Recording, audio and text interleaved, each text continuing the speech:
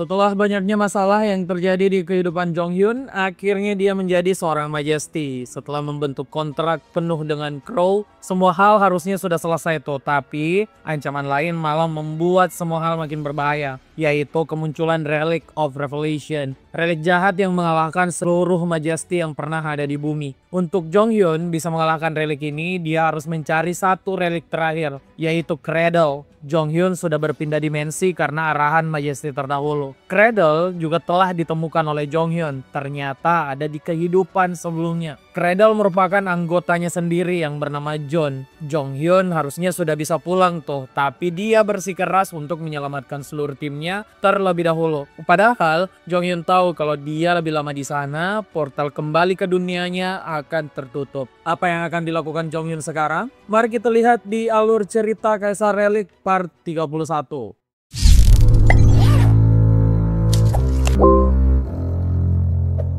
Jong Hyun yang sekarang memiliki tujuan besar untuk menyelamatkan timnya di Great Prison sudah sampai. Dengan cepat dia menyadari aura kelompoknya masih ada di sana. Jong Hyun langsung bergegas masuk tuh. Nah, dalam waktu singkat dia menemukan seluruh anggota timnya. Mereka semua tercengang karena harusnya Jong Hyun sudah lebih dulu di dalam Great Prison seperti info yang diberikan oleh pihak TKBM. Jong Hyun kemudian mengumumkan kalau mereka semua itu ditipu oleh Kwok Taek-jeon. Mereka harus keluar tuh dari Great Prison sekarang. Tapi hal yang mengejutkan kemudian terjadi. Mereka ternyata sudah dikepung oleh penjaga Great Prison. Semua harus bertarung sekarang. Nah, kondisi ini itu menjadi sangat buruk karena tim Jong Hyun kalah secara jumlah dan juga kekuatan yang membuat mereka tersudutkan. Jong Hyun kemudian meminta bantuan Crow untuk membereskan hal di sana. Crow memang bisa memanifestasikan diri, tapi dia hanya bisa tuh mengeluarkan kekuatannya sebanyak 1% doang. Hal ini jelas buruk karena Crow bahkan tidak bisa menggunakan predation, skill utama yang dia miliki yang bisa menelan para relik. Kondisi ini seperti mereka akan ditelan oleh Great Prison sekali lagi. Tapi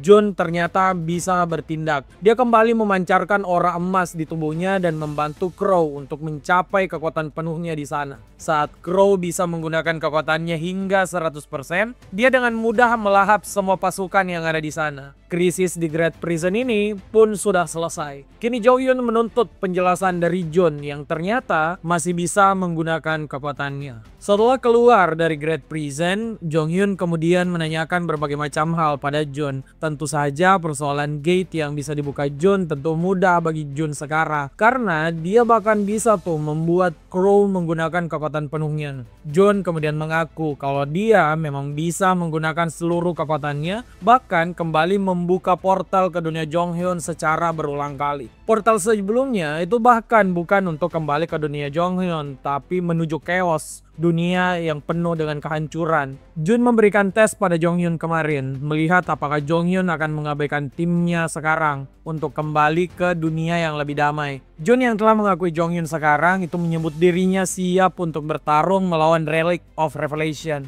Tapi Jun juga mengaku kalau dia sebagai Cradle ternyata tidak sempurna. Cradle yang dicari Jong Hyun harusnya terdiri dari dua bagian, yang bertanggung jawab atas kelahiran dan juga kehancuran. Jun adalah Cradle yang bertanggung jawab pada kehancuran. Cradle yang bertanggung jawab untuk kelahiran sendiri itu ternyata sudah dimusnahkan oleh Relic of Revelation. Jun akan segera membuka gerbang untuk mengembalikan Jong Hyun ke tempatnya. Tapi siapa sangka Jong Hyun malah menolak karena masih ada hal yang ingin dia lakukan di dunia tersebut. Di tengah pembicaraan Jong Hyun dan Jun ini, Miller menyela mereka. Dia tuh tidak mengerti dengan apa yang dibicarakan Jun dan Jong Hyun.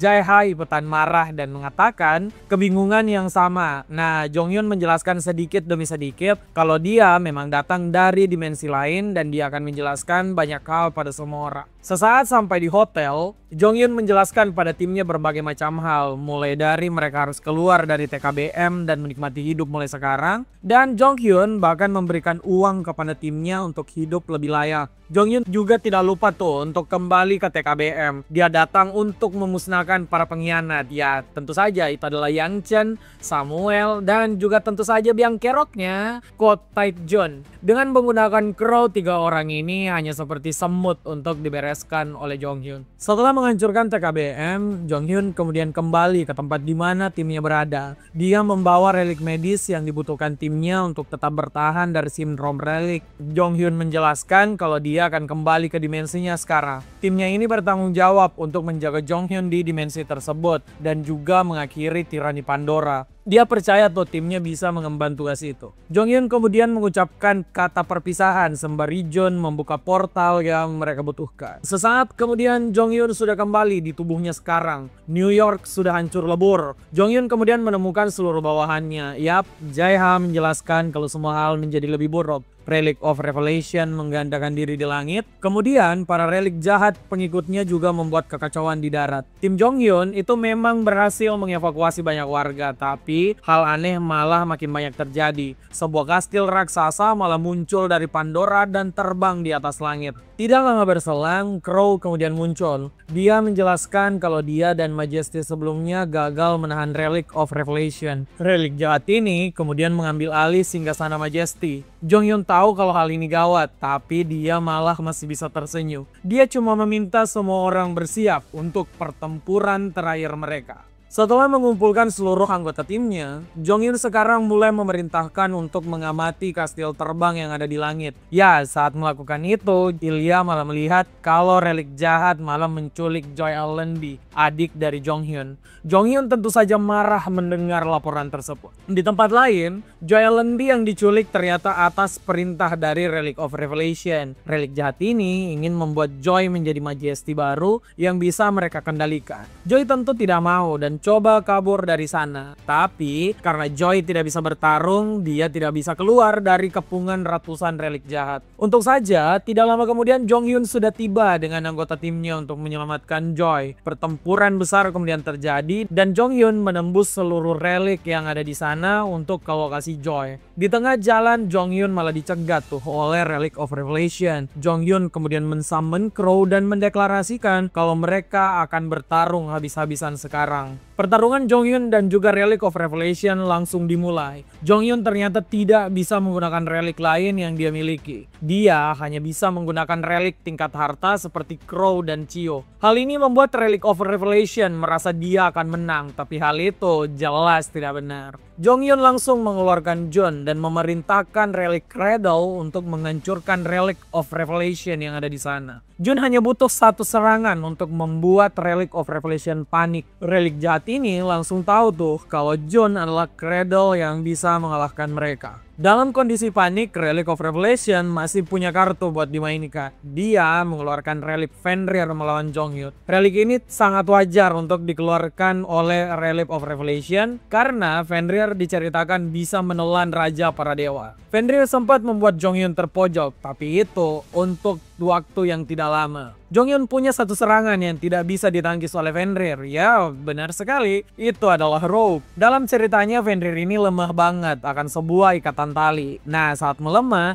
Jonghyun langsung mengakhiri Fenrir dengan satu serangan. Relic of Revelation yang melihat hal ini langsung kabur tunggang langgang dari sana. Setelah urusan dengan Relic of Revelation tadi berakhir, Jonghyun bisa menyelamatkan Joy, tapi relik yang menyekapnya malah melakukan ancaman. Hal ini jelas mudah diselesaikan karena Soa, Miller, dan Jae-ha sudah tiba di sana. Joy yang selamat dihantam oleh kakaknya karena Jonghyun ternyata sudah pernah memperingatkan Joy bahwa adiknya tersebut harus belajar menggunakan relik serangan dan juga pertahanan. Ya, masalah Joy yang sudah diculik itu sudah selesai. Sekarang mereka pusing memikirkan cara mengalahkan seluruh Relic of Revelation yang sudah ada jutaan dan tersebar di seluruh dunia. Jonghyun tentu tidak mungkin bisa ke seluruh lokasi untuk mengalahkan mereka sedikit demi sedikit. Jonghyun kemudian memiliki satu ide. Dia akan membuka Gate of Extinction, skill pamungkas dari Jun untuk menghisap semua Relic of Revelation menuju chaos. Hal ini ternyata ditentang oleh Crow karena sangat berbahaya. Jonghyun akan kehilangan banyak kekuatan, kemudian dia juga tidak bisa menggunakan relik untuk sementara waktu untuk fokus menggunakan kekuatan Jun.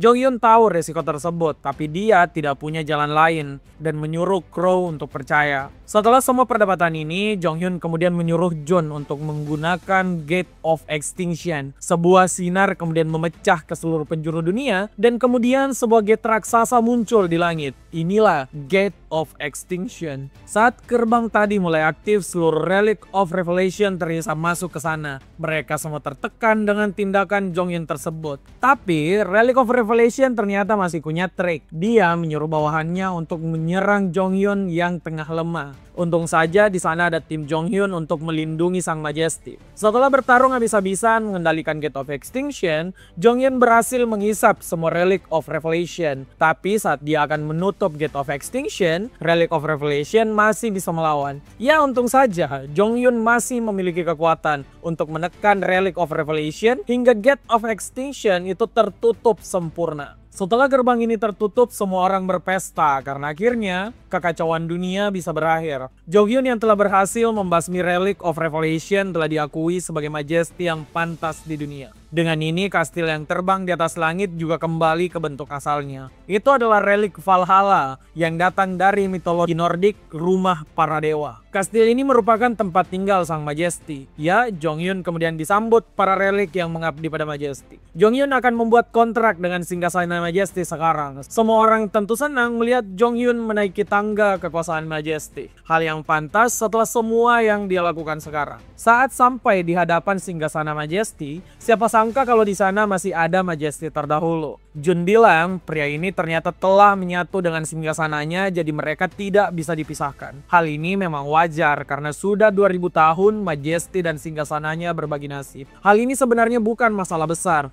Jonghyun bisa mengubah bentuk singgasana tersebut menjadi kursi lain dan menghilangkan tubuh Majesty dengan mudah. Tapi siapa sangka Jonghyun malah menyerang singgasana tersebut dan memaksa Majesty terdahulu untuk lepas dari sana. Hal ini membuat panik semua orang. Keangkuhan Jonghyun bahkan membuat seluruh relik yang mengabdi pada Majesty datang untuk menyerangnya. Jonghyun tidak berhenti meskipun Crow dan John telah berteriak kalau Jonghyun bisa saja terhisap ke dimensi Gate of Extinction, yaitu Chaos. Karena dia tengah menyerang singgasana Majesty. Jonghyun tidak peduli hingga Irene sampai di sana memperingatkannya. Tapi semua sudah terlambat. Jonghyun telah melakukan kesalahan besar. Tidak terasa 6 bulan telah berlalu setelah kekacauan besar yang terjadi karena Relic of Revelation. Irene menjadi orang yang pemurung dan seluruh tim Jonghyun tengah membantu semua orang untuk pulih dari pertempuran besar. Hal aneh terjadi selama itu karena hanya tim Jonghyun dan Irene yang bisa menggunakan relik. Manusia lainnya itu tidak bisa menggunakan satu relik. Kemudian Jonghyun sebagai orang yang menyelesaikan pertempuran tersebut malah menghilang dan tidak diketahui oleh siapapun. Di tengah renungannya, Irene dikagetkan dengan George. Dia menyuruh adiknya untuk keluar bersosialisasi karena Jonghyun pasti ditemukan nantinya menurut George. Irene cuma menghela napas dan dia benar akan keluar untuk ke tempat tim Jonghyun. Sampai di sana, Irene mengajak semua orang untuk kembali ke Valhalla. Tapi Miller menolak. Dia sudah ke sana setiap minggu, bukan cuma sekali tapi 4 kali dalam seminggu. Dan tidak bisa menemukan apa-apa. Irene sudah mulai putus asa. Tapi untung saja, Sola muncul dan sepakat menemani Irene untuk ke Valhalla. Setuju Sola ini ternyata membuat semua orang memutuskan untuk ikut ke Valhalla sekarang. Ya, sesampainya di Valhalla, Irene ternyata cuma berhalusinasi kalau Jonghyun ada di sana. Setelah itu, semua orang memutuskan untuk kembali. Tapi, saat keluar dari Valhalla, guncangan hebat terjadi dan tanah di sana bergetar. Kemudian, tulisan tangan Jonghyun muncul di atas sana. Jonghyun ternyata memerintahkan anggotanya untuk merestorasi singgasana Majesty. Ya, tentu saja tugas ini ditujukan untuk Yoo Jae-ha. Perestorasi tim Jonghyun ini tentu saja sangat marah. Setelah 6 bulan dia bisa santai, Jonghyun malah muncul memberikan tugas berat. Selain perintah untuk Jae-ha, Jonghyun juga menggaransi semua orang kalau dia baik-baik saja dan akan segera kembali. Keesokan harinya, sebuah makam kemudian terbuka secara menyebutkan dan di sana keluar So Jong-hyun. Hal ini langsung menjadi berita besar di mana-mana. Apalagi sesaat Jonghyun muncul, ada banyak pasukan yang menyerangnya menggunakan relik yang baru saja bisa digunakan lagi. Tapi Jonghyun dengan mudah menghentikan relik tersebut dan memberi pelajaran pada mereka yang menyerang Jonghyun. Nah, semua relik tidak aktif saat Jonghyun hilang, itu karena perintahnya sebagai seorang Majesty. Setelah menyelesaikan kekacauan itu, dengan santai Jonghyun malah pergi memakan burger. Tidak lama kemudian, Miller dan Sol-A sudah tiba tuh di tempat Jong-hyun berada. Jong-hyun mengaku kalau selama ini dia ada di Chaos, tempat di mana Gate of Extinction membawa semua Relic of Revelation. Jun juga muncul di sana, kalau itu memang ganjaran yang harus diterima Jong-hyun karena berani menyerang singgasana Majesty. Jun juga menjelaskan ke semua orang kalau Jong-hyun sebenarnya bisa keluar dari Chaos dengan cepat, tapi pria ini memilih untuk tinggal di Chaos. Jong-hyun pun berhutang penjelasan pada timnya karena sudah hilang selama 6 bulan. Jong-hyun memulai kisahnya. Dia ternyata berada di Chaos untuk membuat negosiasi dengan Relic of Revelation. Jong-hyun berencana menghidupkan kembali relik yang ceritanya dilupakan dengan tidak adil.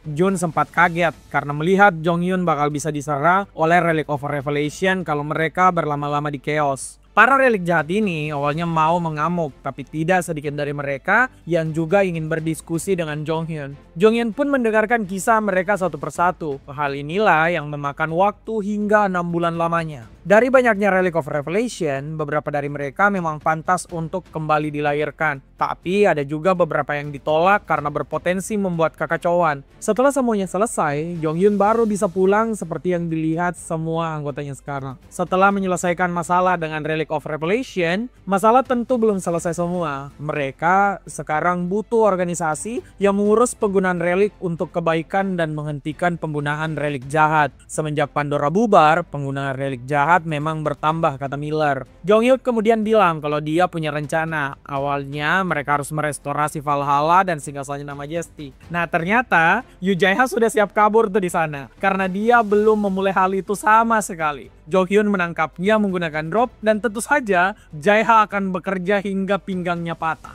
Setelah itu Jong-hyun akhirnya bisa tuh bertemu dengan Irene.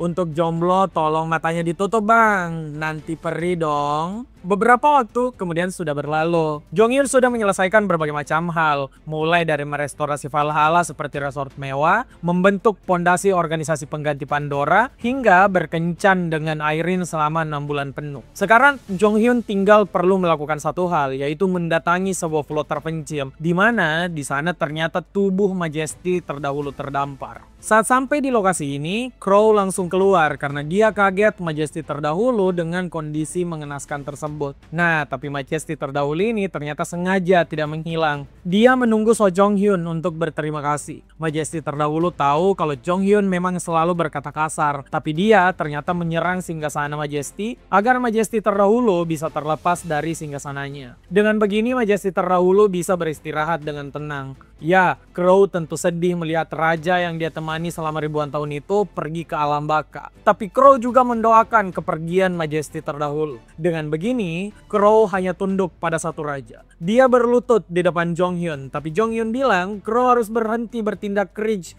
dan bersikap santai seperti biasanya. Beberapa bulan kemudian telah berlalu. Jong-hyun dan timnya telah menyelesaikan persiapan akhir untuk organisasi yang mereka bentuk. Organisasi ini akan terlibat dalam mengurus semua hal tentang relik tanpa mendiskriminasi siapapun. Jong-hyun dengan bangga duduk di atas podium untuk mengumumkan kelahiran organisasi tersebut. Di momen ini, Jong-hyun menekankan bahwa manusia dan relik akan terus hidup berdampingan. Relik yang lahir dari kisah manusia bukanlah alat yang bisa digunakan sesuka hati, tapi manusia harusnya lebih bisa mendengar inti dari kisah kelahiran para relik. Para relik juga sama. Mereka tidak boleh melihat manusia sebagai musuh karena kisah manusialah mereka bisa dilahirkan. Hal ini membuat relik dan manusia harus akur dan hidup dalam kedamaian. Mereka yang sekarang hidup damai akan terus dilindungi oleh organisasi terbaru kemanusiaan Sang Majesty, The Guardian. Setelah pidato penuh makna dari Jong-hyun, tadi dia kembali ke ruangan timnya. Nah, ternyata itu bukan Jong-hyun, melainkan Yoo Jae-ha yang penuh dengan emosi. Jong-hyun ternyata menghilang sebelum pengumuman tadi akan dilakukan. Padahal banyak hal penting yang harus dilakukan seperti menentukan panggilan Majesty untuk khalayak umum. Jae-ha yang marah kemudian menentukan nama sendiri untuk Jong-hyun tanpa peduli dengan bosnya. Nama yang diberikan Yoo Jae-ha adalah Tomb Raider King. Lalu, di mana Jong-hyun berada?